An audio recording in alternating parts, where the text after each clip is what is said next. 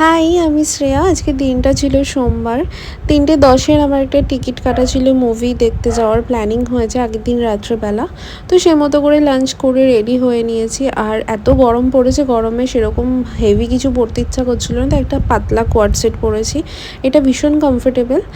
এখনও পর্যন্ত এই টাইম পর্যন্ত আমি জানি যে হরর মুভি দেখতে যাচ্ছি।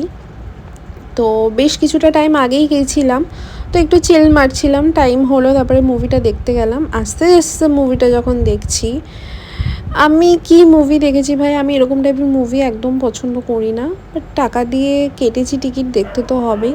জানতাম হরর মুভি, বাট এখানে কিছুই নেই। তো ট্রেলার দেখে আমরা টিকিটটা কেটেছিলাম। আমাকে টু বি অনেস্ট, আমাকে যদি কেউ সাজেস্ট করতে বলে, আমি কখনোই এই মুভিটা দেখার জন্য সাজেস্ট করবো না। আমার তো একটুও ভালো লাগেনি। অবসেশন ভালো ভাই, এরকম লেভেলের অবসেশন কার থাকে ভাই, আমি জানি না।